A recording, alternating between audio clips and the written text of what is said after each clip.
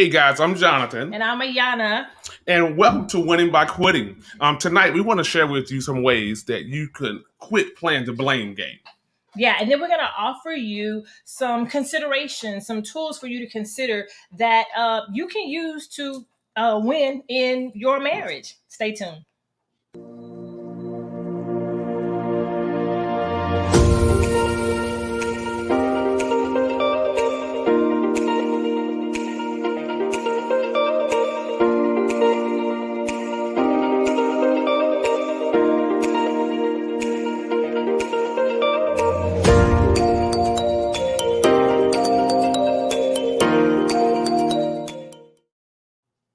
Hey, welcome again to Winning by Quitting, live with Jonathan and Ayanna. Yep. We are so excited because tonight, guys, our topic is Don't Blame Me. Quitting playing the blame game. And tonight, we're just going to give you some reasons that you can stop playing the blame game. You can quit playing the blame game. Exactly. Winning by Quitting. This is a show that we get to do every Sunday evening and we are stoked about it. At 8:08. At 8:08 p.m. Eastern Standard Time, where we're going to share with you proven strategies that we have not only used in our 25 years of marriage to help us to win in marriage, but that we have also used in our coaching and our counseling to help hundreds of couples to also restore, rekindle, and reinvent their marriage, even when walking away seemed right. Because you have a reason to celebrate your vow to cherish. So, since you have a reason to celebrate that vow to cherish, go ahead and drop some celebration in the chat. Why? Because we want the world to know that we not only love our spouses or want to love our spouses, but we cherish them and we want to celebrate that vow to cherish. So if you celebrate your vow to cherish, or if you are not married and you want to celebrate a vow to cherish one day, let's drop some streamers in the chat so we can see who is here with us on tonight. Hey Mia, how are you? Mia, you're not married, but one day you can celebrate that vow. That's right. Drop some streamers in, say hello so we know who is on here tonight. Yeah, we want to say hello to you. We want to say, hey, let's drop some streamers. All right. Now, listen, before we go any further and jump into Don't Blame Me, I want you to go ahead and share this live. Share.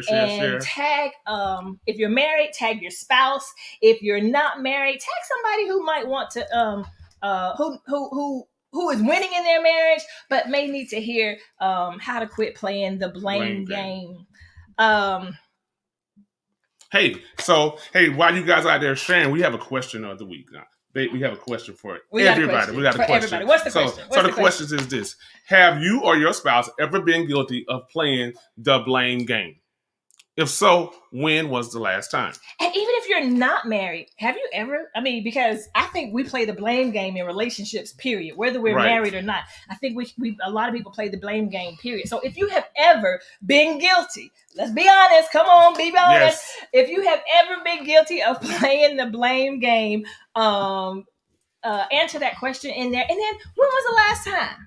Right. And if you want to really be vulnerable, let us know. Kind of, in the chat. What was the last the blame game that you played? I mean, we could be open because it's probably something like Samir says last week. So just right. We could be open about it because just about everyone plays the blame game at some point. Yeah, at some point they do. And playing the blame game is a very unhealthy and damaging way for couples to deal with their problems.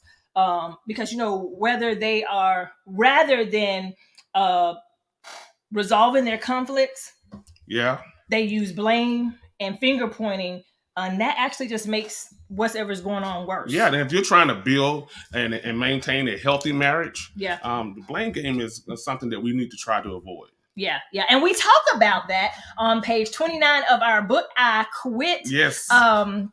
But let's look at some of the reasons, and we'll talk about more about our book a little bit later, but let's look at some of the reasons why blame is so toxic for our marriages, but for any relationship for that matter. The first reason, blame doesn't listen. Right. Blame does not listen. When we blame one another for our problems, we are, whether they're big or whether they're small, we're actively choosing not to listen to our spouse or the other person's story. It really hurts our ability to show empathy for each other. Yeah. Because like, I mean, I know I've been guilty of it before. Like when you are sharing something or if I want to blame, I just want to be in defense. Yeah. And so I don't hear your emotions at all. Yeah. And empathy is really walking in the other person's shoes. Mm-hmm. Like seeing it from their perspective. You can't see my perspective if you're not even listening to me. And so that makes it toxic. Right. Another reason is blame always assumes the worst. Yes. When you're blaming your spouse for something that they might not even be responsible for, that means at least in that moment, you're assuming the worst of them because you're assuming that they're doing whatever it is you're giving the blame for them, and they weren't even responsible for it. So think about it this way: if your spouse has always acted in your worst interest, would you have married them? I probably wouldn't. Probably no. Can we just be real? I would not. If they're always looking out for my worst interest instead of my best interest, yeah, we don't blame it. So assuming the worst of your spouse is not having a loving attitude. And so you'll find yourself making snap assumptions, and we already know about assumptions. Right. You'll find yourself, just thinking about the wrong thing. So pause and consider, what light are you painting them in if you are always blaming them and assuming the worst about them? Right. Taking the time to put your assumptions on hold is going to help you to approach the situation just a little bit differently, and it's going to give you greater clarity. Right. All right. So we already know that blame doesn't listen. Blame assumes the worst. Now, blame puts your spouse in a defensive position. Yep. Because if you blame me for something, especially for something that I wasn't even responsible for, the first thing that I'm going to do is put up my defenses because I'm going to try to clear my name, right? Exactly. It's almost like human nature too to go into defensive mode when you've been blamed, because blaming is almost like attacking. Yeah. So the spouse will automatically go into defensive mode. Yeah, you're gonna have a hard time working your problems out if you're always on the defensive. Yes. Yeah. And so when we cast blame towards one another, of course, like we said, it's natural to become defensive so that we can clear our name. But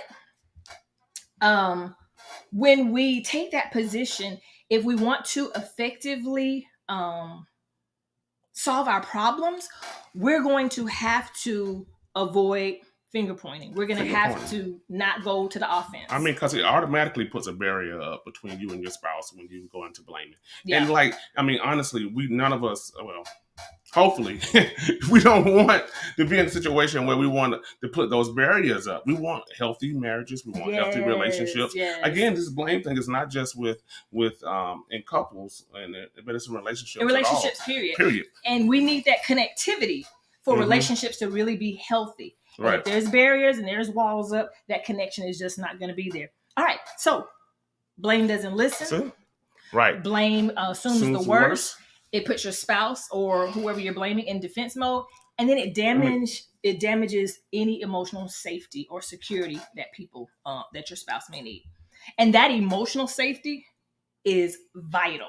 It is a vital component for a healthy marriage or a healthy relationship. And if you don't listen to your spouse in the tough situations, if you automatically assume the worst of them, if you keep them in the defensive position, then they're going to feel emotionally unsafe whenever they're with you. Right. And it's going to affect the intimacy. Yes. It's going to also affect trust. Yep. And then we have a total breakdown, because then the foundational things of a marriage, some of those things we just talked about, intimacy and trust, are some of the foundational points that we have in marriages. And when those things are broken, the blame game can crush those things. Then we have to take time to rebuild and then reestablish. Yeah. So if you value your spouse's trust, if you really enjoy the intimacy, then establish habits that's going to nurture emotional safety and eliminate the habits like blame that's going to hurt and to destroy them.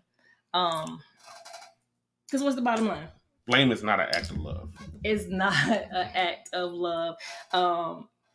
blame is not loving the thing.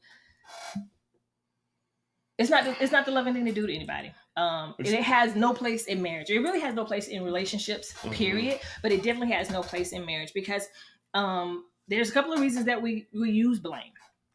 One is as a control tactic. Yes. And then in other cases, blame's just an outward projection of your own internalized fears and your own internalized insecurities. Yeah.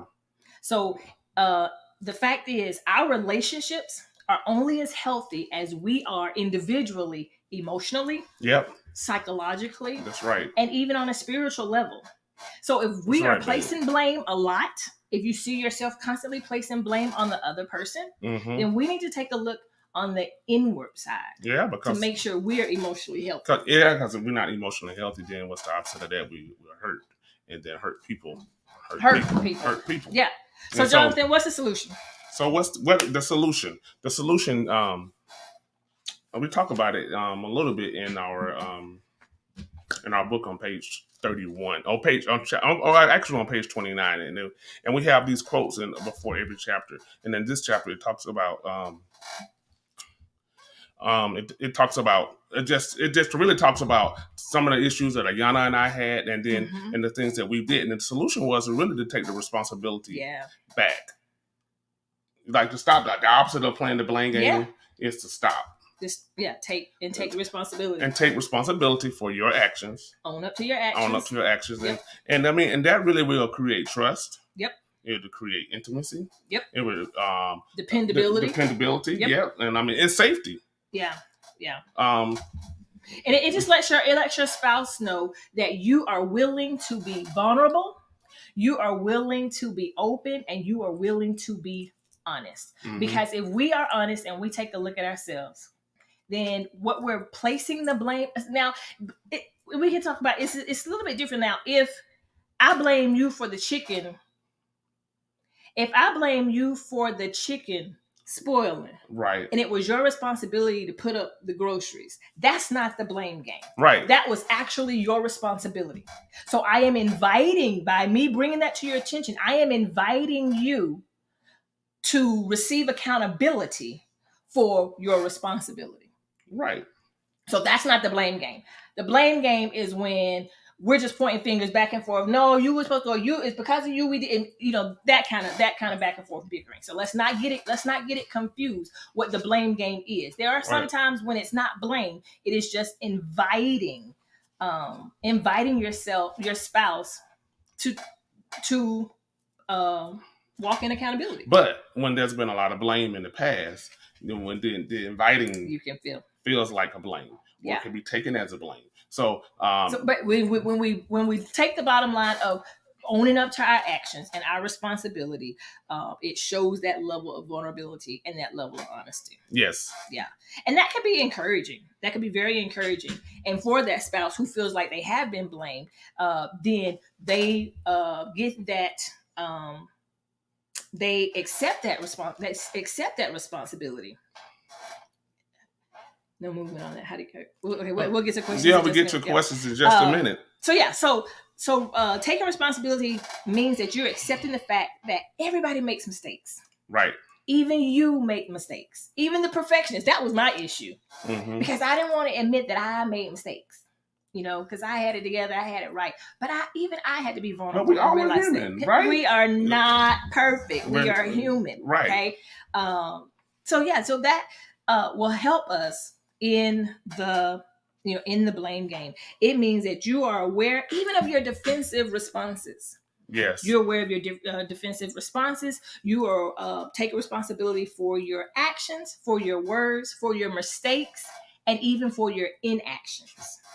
And that's how quitting the blame game can help us to win. Take responsibility for your actions, for your words, for your mistakes, and even your inactions. That means we apologize when necessary. If we forget something, hey, that's on me. But I apologize. And we move forward. That's how you can win by quitting. That's it. I mean, nobody said this was easy, but it's necessary. It is necessary. It is necessary for healthy relationships. Yeah, it's absolutely necessary. All right, so let's see. The question of the week was, have you or your spouse ever been guilty of playing the blame game? If so, when was the last time? Let's see. Mia said she played the blame game last week. Yeah. Okay. All right. Okay.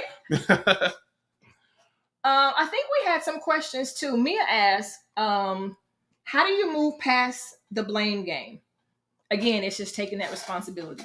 Taking responsibility for your actions. Now, again, on the flip side of that, taking responsibility for actions that are not yours, that's false responsibility and false burdens. We don't want to do that either. We're really only taking responsibility, and that's a whole nother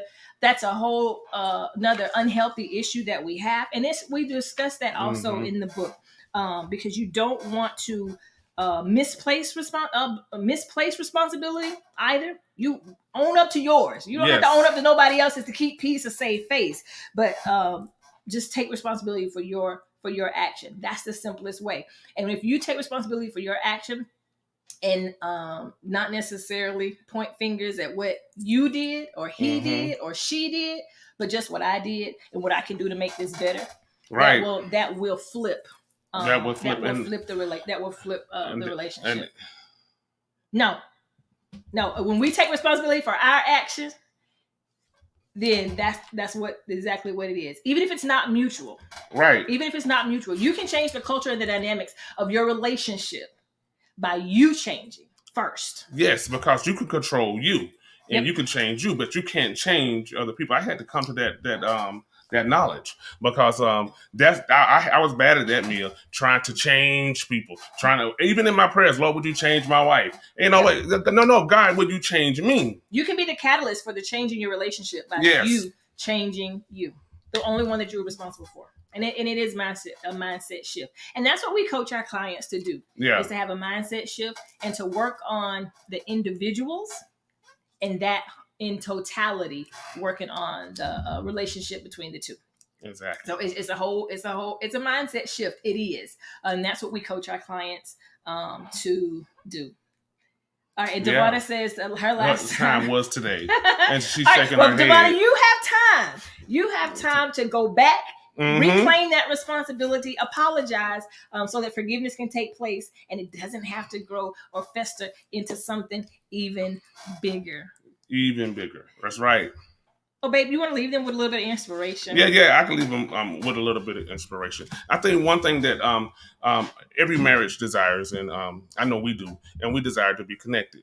The blame game is a tool that can cause us to be unconnected, disconnected. It causes issues. So I think as we move forward, like you can think about the snowflake, for example. Snowflake by itself is fragile, but it's still quite interesting, right? And so as individuals, Ayanna is beautiful as an individual. And I'm amazing as an individual myself. You are pretty, you pretty all right. Right, babe? You pretty all right. Yeah. So that's the case, but together. Yeah. Like the snowflake, when it comes together with many snowflakes, we can have a blizzard. A whole blizzard. Shut a city down. Have a whole avalanche. You know what I mean? Yeah. When the snowflakes come together, power is in unity. Yeah. So I want to inspire you today and encourage you today to seek unity first instead of the blame. Yeah.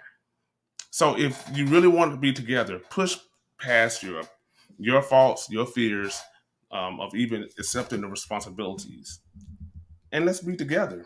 Because we're better together. We're better together. Yeah.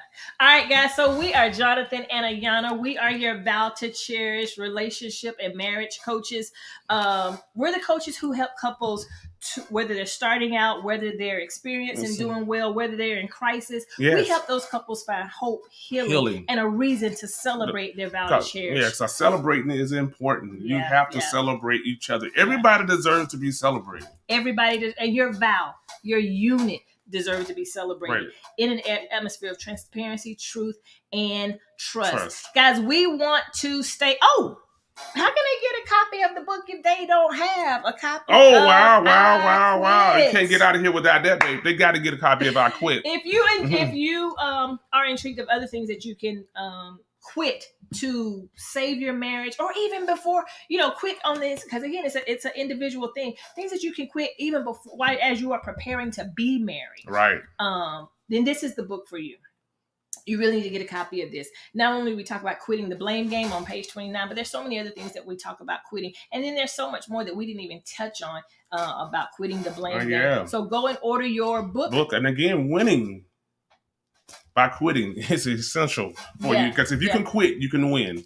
Absolutely. Absolutely. All right. So go to vowtocherish.com, order your books.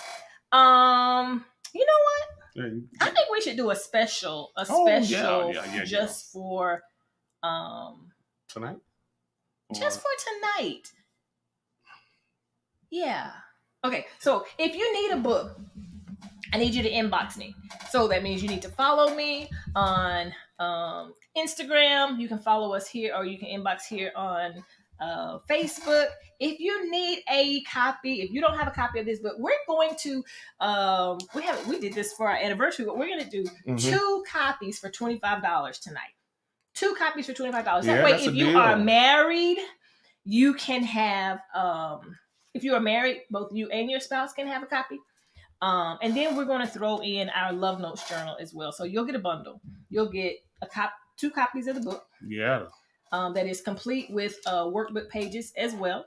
And then you're going to get a copy of our Love Notes journal. Okay. That's a deal. 2 copies for $25. We just made this up on spot. On the spot. So it's not even on the website yet. So give me 10 minutes after this broadcast ends, and I'm going to make sure it's up there for you. But inbox me so that I know that you get your copies. Or if you want your copies, go ahead and say, I need it tonight, and we'll have it shipped out to you this week. So before we even do our broadcast next week, you'll already have your copy. All right. All right, guys. This was awesome, babe. This was awesome. This was awesome. We're going to see you next week. Next week. Share it with your friends, too. Our topic is I Won't Complain. I won't complain. We're going to go through I Quit Complaining. Quit complaining. But again, let's stay connected. You can go to vowtocherish.com. Leave us a comment about tonight's show. Did you like it? And then you can subscribe to receive updates about what we have going on. Then follow us on social media, and all that is on the screen there on Instagram, Facebook. We're still on Clubhouse and even on YouTube. Go and follow us there on all social media platforms. And remember, you have a reason to celebrate your vow to cherish. We'll see you next week, 8:08 p.m. Eastern Standard Time. Good night, everybody. Good night.